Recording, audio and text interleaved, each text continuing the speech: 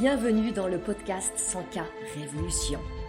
Je suis Anne-Valérie Raucourt, je suis coach et mentor pour les femmes déterminées à développer leur entreprise en quittant les diktats, en affirmant qui elles sont, en faisant ce qu'elles aiment, en vivant plus de liberté et de joie. Ici, nous célébrons la puissance des femmes qui disent oui à leurs talents et les mettent au service d'un business florissant et d'une vie extraordinaire. Ce podcast vous montre comment appliquer les principes de l'énergie, du mindset, de la spiritualité et des stratégies alignées pour créer un succès indécent en partant de vous. Vous allez créer vos premiers 100K par an, puis par mois. Je l'ai fait. Vous pouvez le faire aussi. C'est la 100K Révolution. Bienvenue dans ce nouvel épisode du podcast 100K Révolution. Avec aujourd'hui une grande question. Les réseaux sociaux, y être ou ne pas y être, telle est la question. En parlant de question, franchement, je suis pas sûre que ce soit la bonne question à vous poser. Et je vais vous expliquer pourquoi. J'ai eu envie d'aborder ce thème épineux des réseaux sociaux parce que j'entends et j'accueille tellement d'entrepreneurs qui sont en rejet des réseaux sociaux. Il y a plusieurs raisons à ça. Il y a celles qui sont jamais vraiment allées, qui ont toujours été en refus d'être sur Facebook, qui ont été épidermiques à LinkedIn, qui voient TikTok d'un œil étrange et qui par principe n'aiment pas, voire détestent. Il y a plein évidemment de pensées de perception derrière ces réactions. Ça va être que Facebook, c'est une espèce de grande foire d'exhibition, que Instagram, c'est faux et bling-bling, que TikTok, c'est réservé à des ados qui veulent seulement se trémousser en dansant sur des musiques étranges, que LinkedIn, c'est complètement coincé et faussement professionnel. Bref, chacune a son opinion. Et ça fait en tout cas des très bonnes raisons pour lesquelles il y en a beaucoup qui veulent surtout pas plonger dans ces lieux de perdition ou dans ces lieux où elles se disent qu'elles vont se perdre et que leur place n'est absolument pas là. Et puis à côté, il y a celles qui ont essayé, qui ont publié des posts, qui ont fait des vidéos, qui ont été dans la régularité et la persévérance et elles ont même rencontré des clients et accueilli des super bons clients. Et puis ça a déraillé. Je pense notamment à une de mes clientes, et c'est elle qui m'a inspiré cet épisode de podcast. Récemment, elle me partageait dans le cadre d'un des coachings 100K Révolution qu'elle en a assez des réseaux sociaux, qu'elle en a plus qu'assez, c'en est même devenu épidermique. Et la simple vue de son app Facebook sur son téléphone la révulse. Pourtant, il y a un an, elle publiait volontiers, elle faisait des posts, elle s'amusait à créer des visuels, elle se montrait même en vidéo. Elle a trouvé des clients grâce à ses posts, des super bons clients. Et puis, est venu le moment où elle s'est essoufflée. Et c'est devenu trop. Trop exigeant, trop souvent, trop étouffant, trop fatigant, trop contraignant. Et ce qu'elle venait me dire, c'est que en fait, elle voudrait seulement accompagner, sans avoir à communiquer. Elle voudrait passer tout son temps avec ses clients, sans avoir à consacrer du temps à les trouver, à faire toute cette espèce de danse des 7 voiles pour les séduire. Elle voudrait faire seulement ce qu'elle aime, et pas ce qu'elle en est venue à détester, qui prend le nom de marketing, de communication, de visibilité, de vente. Et je sais qu'elle n'est pas seule à penser ça et à ressentir ça. Elle est loin d'être seule. Et peut-être que ça vous parle. Peut-être que c'est votre situation de maintenant ou que par moment il y a des montées de cette expérience-là et puis que ça se calme. Seulement, vous le savez, quand vous êtes entrepreneur, le marketing, c'est pas une option. Ça, c'est la mauvaise nouvelle. Mais il y a évidemment aussi une bonne nouvelle. C'est que la souffrance dans le marketing est une option. Dans cet épisode, je vais vous partager mes pensées autour des réseaux sociaux, ma perception et comment j'ai pu faire évoluer cette perception. À la fin de cette écoute, mon intention, si je devais en formuler une là, c'est d'ouvrir de nouvelles possibilités pour vous, d'ouvrir des nouvelles portes, de vous aider à, si vous en avez l'envie, transformer des perceptions. Parce que je vous le redis, le marketing, la communication, c'est pas vraiment une option. Quand j'ai lancé mon accompagnement 100K Révolution, j'ai ouvert des créneaux pour passer des temps d'échange sur Zoom avec des entrepreneurs qui avaient des questions avant de rejoindre le programme. Et il y a une question qui est revenue plusieurs fois. J'adore ces temps parce que ça me met vraiment en contact avec ce qui est vivant pour ces entrepreneurs que j'aspire à accompagner. Cette question qui est revenue plusieurs fois, en réalité, c'est plus une affirmation qu'une question. Elle se formulait de manière différente, mais elle revenait à ça. Je veux plus être sur les réseaux sociaux. Ou je veux pas être sur les réseaux sociaux, même pour celles qui n'y étaient même pas encore. Et la question qui suivait, c'était est-ce que dans 100K Révolution, je vais être obligée de communiquer sur les réseaux sociaux? Et là, moi, j'ai envie d'offrir une question en retour à chaque fois. C'est ok, j'entends. Mais pourquoi? Ou pourquoi pas? Pourquoi est-ce que tu voudrais pas y être? Pourquoi cette répulsion? Pourquoi cette résistance? Et le sens de cette question, c'est pas de dire que vous devez être sur les réseaux sociaux. Je crois que vous ne devez rien, absolument rien, et que votre business est justement un espace où vous pouvez faire ce que vous voulez. Il y a 1000 manières de développer un business. Et au milieu de ces 1000, 10 000 et 100 000 manières, il y a la vôtre, qui peut être avec ou sans réseaux sociaux.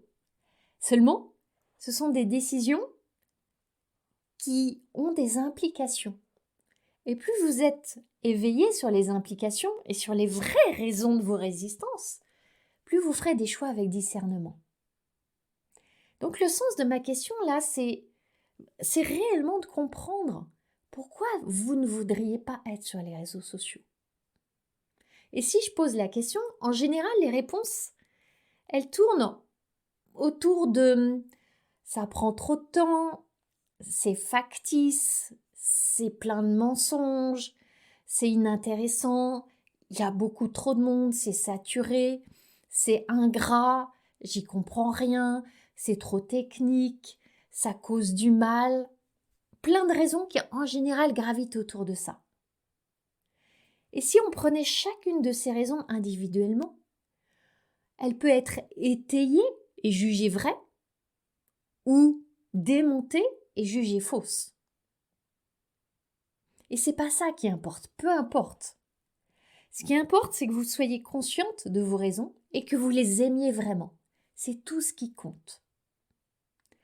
Et c'est là que je viens pour vous partager mes propres pensées ou perceptions. Enfin, quelques-unes, parce qu'il y en a beaucoup et j'en ai choisi là, pour rester dans un temps concis dans cet épisode de podcast. Quelques-unes de mes pensées à propos des réseaux sociaux. Ceci pour vous aider à évaluer ou réévaluer vos propres jugements, vos raisons, et décider en conscience ce que vous voulez faire. La première chose que je veux vous dire, c'est que les réseaux sociaux sont ce que vous en pensez. Ils ne sont que ce que vous en pensez, rien d'autre. Et j'aime considérer que c'est un lieu. Ce lieu, vous pouvez le voir de plein de manières. Vous pouvez le voir comme un enfer, un lieu d'exhibition, de dépravation, de perdition. Vous pouvez le voir aussi comme une grande foire. Vous voyez, une foire où il y a des palais des glaces, où vous voyez, il y a tous ces miroirs déformants qui vous agrandissent, vous écrasent, vous font des têtes horribles. Où il y a aussi des châteaux hantés, où il y a des grands huit, où parfois ça monte et ça descend et c'est terrifiant. Où il y a des palais des horreurs, des auto-tamponneuses où on se prend des coups. Ça peut être une grande foire. Et ça peut être aussi la place d'un village, d'un charmant petit village. Alors, on n'a peut-être plus énormément de ces villages maintenant, On a des grandes villes, beaucoup de petits villages sont malheureusement désertés.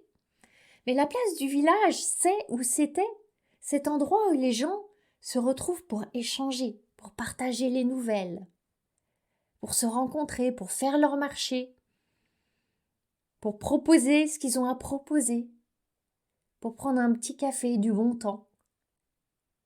Est-ce que vous êtes obligé d'aller sur la place du village? Non, absolument pas. Vous pouvez rester chez vous ou aller sur les rues adjacentes. Mais si vous voulez offrir vos productions et vous-même acheter de quoi vous nourrir, vous vêtir, si vous voulez rencontrer les autres, avoir un temps de partage, vous allez sur cette place naturellement.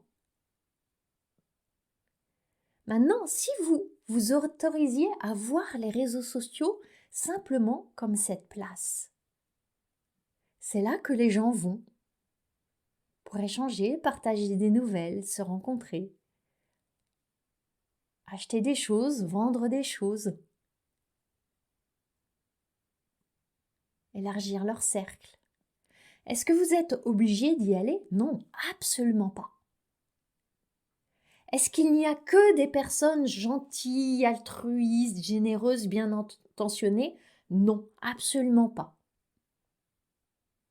Est-ce qu'il y a des personnes qui vous ressemblent, qui partagent les mêmes valeurs que vous et que vous auriez plaisir à côtoyer?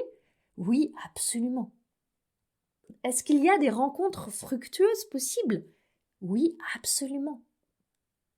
En fait, c'est comme sur une place de village. Il y a de tout. C'est le miroir du village, c'est le miroir de votre région, de votre pays, du monde, de la société. Il y a des choses que vous aimez et d'autres moins. Des gens que vous aimez et d'autres moins. C'est le miroir de la vie. Donc, qu'est-ce que ça changerait pour vous si vous pouviez voir les réseaux sociaux comme la place d'un village, un charmant village? Maintenant, je veux ajouter autre chose, faire un point rapide sur la notion d'authenticité. Cette authenticité qui est glorifiée sur les réseaux sociaux et que par contraste, qu'on ne trouve jamais assez, que tout est faux, factice, mensonge, masque, apparat, apparence. Et oui, c'est facile de se dire, et je me le dis parfois, que les réseaux sociaux, c'est le bûcher des vanités, c'est un étalage d'artifice. Rien n'est vraiment vrai. Mais comment faire autrement? Est-ce que vous pouvez vraiment être 100% authentique? Vrai, tout dévoilé? J'en doute. Si je vous parle de ce que moi je publie et de ce que je montre, bien sûr, j'ai à cœur d'être authentique. Et je le suis en grande partie. Et en même temps, je suis pas en train de me montrer en photo à tous les moments de ma journée. Je me montre pas en photo au lever du lit, la tête ébouriffée, l'œil encore un peu hagard, en pyjama. Parfois, je mets des filtres sur mes photos parce que je trouve ça joli et esthétique. Je vous montre pas tous les pans de ma vie parce que j'ai pas envie, parce que ça n'a même pas d'intérêt pour vous. Est-ce que c'est faux pour autant? Je crois pas. Ce que je montre est une partie de ma vie, une partie vraie de ma vie, et j'ai jamais pris l'engagement de dévoiler toutes les facettes de ma vie. Est-ce que je me sens pas authentique? Non. Et ce qui compte, c'est mon intention, mon orientation, ma volonté d'authenticité, ma quête de congruence, que ce que je vis à l'intérieur, je le révèle du mieux que je peux à l'extérieur et seulement par le filtre de qu'est-ce qui va être utile aux personnes qui vont me lire, qu'est-ce qui peut les servir, qu'est-ce qui peut résonner avec elles. Parce qu'il y a plein de choses dans ma vie qui vous intéressent franchement pas. C'est important aussi de voir l'authenticité dans le sens de où est-ce que c'est au service. Et est-ce que mettre un filtre sur une photo, c'est ne pas être authentique? J'en suis pas certaine. Donc aussi remettre l'authenticité dans la perspective de c'est quoi pour moi être authentique? Et c'est chacune qui a sa propre définition. Troisième chose que je veux vous partager sur les réseaux sociaux, c'est que justement, ils sont sociaux. Et c'est là, quelque part, le vrai défi. Le vrai défi, c'est que sur cette place du village, vous n'êtes pas seul. C'est la beauté de la place et c'est la difficulté de la place. Parce que cette présence des autres, elle entraîne des phénomènes, elle a des répercussions. Je vais vous parler de 2 phénomènes. Le premier, il est lié à votre propre regard sur les autres, qui prend la forme de comparaison. Vous allez comparer ce que vous publiez à ce que publient les autres. Les résultats que vous avez aux résultats qu'elles ont. Et évidemment, vous allez juger que vous n'avez pas assez. Vous avez moins de likes que les autres, moins d'engagement que les autres, que vos publications, elles sont moins qualitatives, moins impactantes, moins émotionnelles, moins bonnes en storytelling, moins ceci, cela, que vos carousels, ils sont pas aussi bien, etc. Ou alors, si vous jugez peut-être que par moment, votre post, il est de meilleure qualité, que votre photo, elle est plus belle, etc. Ça va aussi se retourner contre vous, parce que vous allez trouver que, mais pourquoi moi, ce que je fais, c'est pourtant tellement bien, mais j'ai moins de likes, j'ai moins de commentaires, j'ai moins d'appréciation, qu'est-ce qui se passe, c'est injuste, c'est ingrat, etc. Toujours la comparaison. Et tous ces jugements, ils vous épuisent. Ils pompent votre énergie. Votre énergie qui pourrait être utilisée à expérimenter d'autres choses, à affiner, à jouer différemment, à être dans ce grand jeu en tant que joueuse. La comparaison, c'est vraiment un poison. Parce que ça va vous mener à des micro-abandons. Ah non, mais puisque c'est ça, j'arrête de publier pendant 1 semaine, et puis 2 semaines, et puis 3 semaines. Puis pendant ce temps, vous continuez à regarder ce que font les autres. Et elles ont leur communauté qui grossit, leur audience qui grandit, le nombre de likes qui augmente. Et ça vous dégoûte de plus en plus. Et vous ne retrouvez pas l'élan pour y aller. La deuxième dimension que je veux évoquer dans ce champ des réseaux qui sont sociaux, c'est pas votre propre regard sur les autres qui induit de la comparaison, c'est la peur du regard des autres sur vous. La peur et la honte. Combien je vois d'entrepreneurs qui ont peur de ne pas être assez intéressantes, pas être assez inspirantes, pas paraître assez professionnelles. La peur de ce que vont penser les autres, de ce que vont pouvoir éventuellement dire les autres. Et s'ils disent rien, c'est qu'ils vous ignorent. Et s'ils vous ignorent, c'est qu'ils vous ont trouvé pas assez intéressante, intelligente, brillante, etc. Tout ce champ des jugements des autres sur vous tétanise. Et si vous tétanise pas au point de vous paralyser, ça va vous brider. Et vous allez en arriver à créer et partager des choses édulcorées pour pas prendre de risques. Je veux vous inviter ici à observer une chose. Dans ces 2 cas, autour du regard, le regard sur les autres, le regard des autres, il y a un problème commun. Ce problème, c'est que vous êtes centré sur vous. Vous et votre rapport aux autres. Vous et les résultats que vous obtenez. Vous et vos likes. Vous et vos j'aime. Vous et ce qu'on va penser de vous. C'est ici que je veux vous poser une question. Quand vous êtes présente sur les réseaux sociaux, quand vous publiez, vous partagez, vous portez votre message, quelle est votre intention ? Quelle est vraiment votre intention ? Posez-vous cette question. Est-ce que votre intention, c'est d'impressionner les autres ? De recueillir plus de likes, de commentaires, de feedback, d'engagement que les autres ? Est-ce que c'est de vous faire des amis ? D'avoir la plus grosse audience ?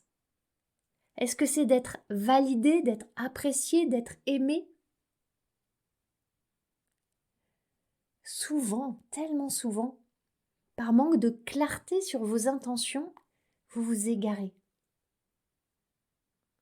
Et je dis ça sans aucun jugement, mais c'est intéressant de remonter le fil de vos intentions. Et à tout moment, vous pouvez reformuler vos intentions. Et ici, ce qui va tout changer, c'est quand vous décentrez votre attention.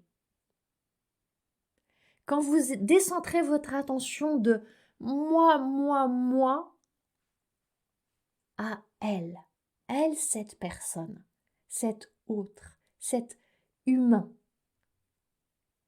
au singulier, cette seule autre personne que je peux aider aujourd'hui, que je peux éclairer aujourd'hui, chez qui je peux susciter un sourire aujourd'hui, une once d'espérance aujourd'hui. Cessez d'en faire une affaire personnelle.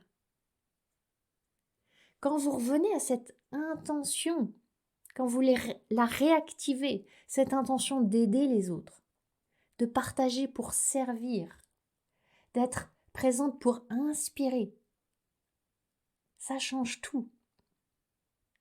Le regard, ce regard inquisiteur et tueur de vous sur les autres, des autres sur vous, ça ne compte plus. Vous avez décentré votre attention en réactivant une intention claire. Et ça, c'est extrêmement soulageant. C'est profondément libérateur. Je veux vous partager une dernière chose qui peut faire une grande différence dans votre relation avec les réseaux sociaux. Parce que c'est une relation. Quand je coachais récemment une de mes clientes sur sa relation avec les réseaux sociaux, ce qui a émergé, c'est cette séparation.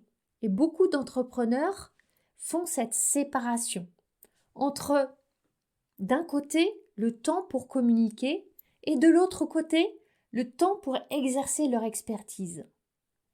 D'un côté, le temps pour trouver des clients. De l'autre côté, le temps pour être avec leurs clients. D'un côté, ce temps où elles ne reçoivent pas d'argent et de l'autre côté, le temps où enfin elles reçoivent de l'argent. Elles voient ces temps comme deux temps séparés, distincts. Et il y a évidemment le premier qu'elles n'aiment pas et le second qu'elles aiment. Cette dichotomie ne nous sert pas. Cette dichotomie vous dessert. J'aime voir ces temps comme un seul et même temps, un continuum, un même processus de création. Dans tout processus de création, chaque phase nourrit les autres. Si on regarde le processus de la création de la nature, l'hiver nourrit le printemps, qui nourrit l'été, qui nourrit l'automne. Et on a cette évolution cyclique. L'hiver peut paraître rude, glacial, stagnant, douloureux. Il est nécessaire pour préparer le printemps. L'effort prépare la joie. La contraction est inévitablement suivie d'une expansion. Vous voyez par exemple là, quand j'enregistre cet épisode du podcast, je suis au cœur de mon processus de création. Mon intention, c'est de créer des prises de conscience, des sourires, des illuminations, des connexions, une contribution. Est-ce que là, en enregistrant ce podcast, je suis en train de créer une cliente? Non, pas immédiatement. Est-ce que je reçois de l'argent? Non. Est-ce que je suis dans l'expansion immédiate? Non. Et pour autant, là, je suis en train de livré de libérer ces mots qui vont s'envoler et qui peut-être, dans une semaine, un mois, un an, 3 ans, vont créer des clientes et de l'argent. Et je suis complètement libérée de l'attachement à ce qui va être créé in fine. Ça ne m'appartient pas. Ce qui m'appartient, c'est de mettre tout mon cœur à partager le meilleur de ce que j'ai à offrir là, dans cet instant. Et quand je suis sur les réseaux sociaux, j'ai cette même attitude, cette même approche, cette même énergie, cette même confiance. Finalement, votre relation avec les réseaux sociaux, elle est faite de quoi? À la source, elle est faite uniquement des pensées que vous entretenez, des histoires que vous vous racontez, des narrations que vous choisissez. C'est pour ça que c'est tellement important que ces pensées, vous les mettiez en lumière. Et celles qui demandent à être transformées, que vous les transformiez. Que vous réécriviez les histoires qui ne vous servent pas. Et c'est ce qu'on fait et que j'aime tant faire avec mes clientes dans 100K Révolution. C'est vraiment la source, la racine pour que vous puissiez avoir une présence puissante, rayonnante, inspirante sur les réseaux sociaux. Chacune à votre manière. Mais ça part vraiment d'abord de cette relation. Qui vous voulez-vous être? Comment voulez-vous vous montrer? Est-ce que vous avez envie d'aller sur cette place de village et de faire des rencontres? Vous allez y rencontrer les personnes qui sont le miroir de vous.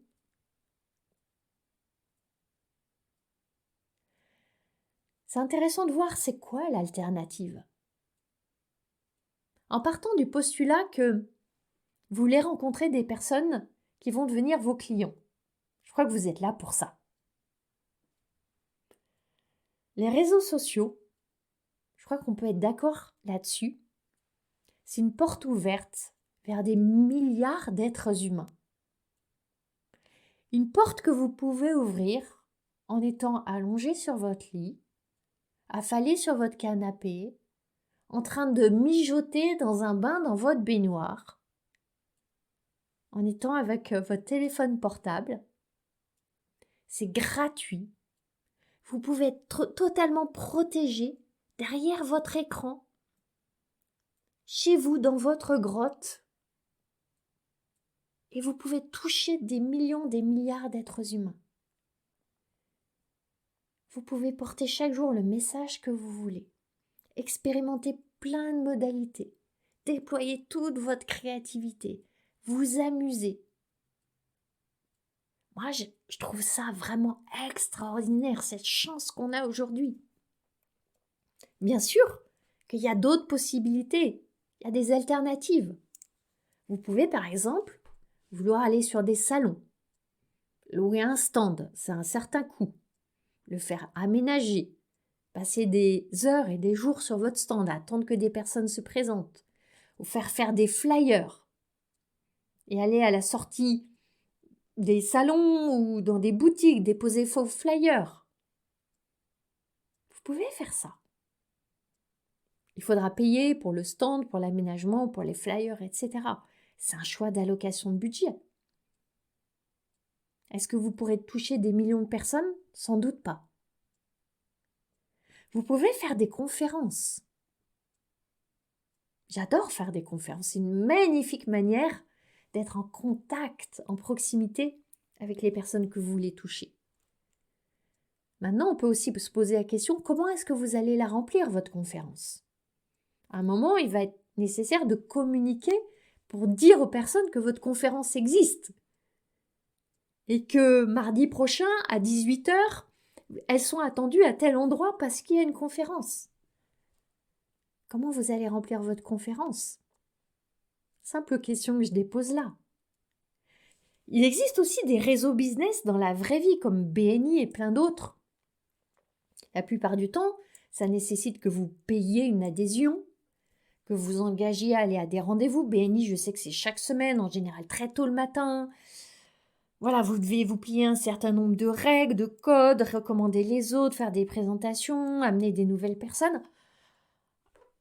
Est-ce que c'est des contraintes que vous avez envie d'embrasser? Peut-être, peut-être pas. À mettre en perspective, est-ce que vous allez toucher des millions de personnes? J'en doute. Vous pouvez aussi décrocher votre téléphone et vous dire chaque jour, je vais appeler 10 personnes pour réactiver mon réseau. Est-ce que ça va vous prémunir de la peur d'être rejeté, de ne pas être apprécié, de ne pas être validé? Peut-être, peut-être pas. C'est intéressant d'aller voir quelles sont les autres possibilités et de comparer et de choisir. En revenant à notre hypothèse de départ que, en étant entrepreneur, le marketing, c'est pas une option. Ça fait partie des palettes, de toute la palette des compétences qu'il est important que vous déployez avec les modalités qui sont les vôtres. Donc c'est vous qui décidez quelle modalité de rencontre vous plaise le plus en lien avec vos objectifs. Vous décidez et après votre grand travail, c'est d'aimer cette décision et de plonger dedans avec dévotion, avec passion, avec détermination. Si in fine vous décidez d'aller sur les réseaux sociaux, aimez cette décision. Et c'est pas compliqué d'aimer une décision. Ça nécessite simplement de choisir intentionnellement des pensées qui vont soutenir cet amour, cette affection, cet engagement pour cette décision. Je vous avais dit au début de l'épisode que mon intention, c'était d'ouvrir des nouvelles possibilités pour vous. Pour voir si je pouvais vous inviter peut-être à changer quelques perspectives que vous avez sur les réseaux sociaux. Parce que ce sont vos pensées qui créent votre expérience. Et parce que votre expérience crée l'expérience de votre audience. Alors si peut-être des choses ont bougé pour vous, des perspectives ont évolué, des portes ont été ouvertes, dites-le moi. Vous pouvez me le dire en partageant cet épisode sur Instagram avec votre prise de conscience, en m'envoyant un message, en mettant un commentaire sous un post. J'aime aussi être en lien avec vous. On se retrouve la semaine prochaine. C'est toujours une joie pour moi de visualiser toutes ces femmes qui m'écoutent, parfois pendant leur balade, pendant le ménage, pendant leur sport, je ne sais. D'ailleurs, si vous voulez partager sur Instagram à quel moment de la journée vous écoutez le podcast, ça m'amusera aussi beaucoup. Magnifique fin de journée, de semaine et à très bientôt. Vous avez aimé ce podcast ? Vous pouvez aider d'autres entrepreneurs à le découvrir. C'est très simple. Vous laissez une note et un commentaire sur votre plateforme d'écoute préférée. Vous pouvez aussi partager le visuel ou une capture écran en me taguant sur vos réseaux sociaux. Un immense merci.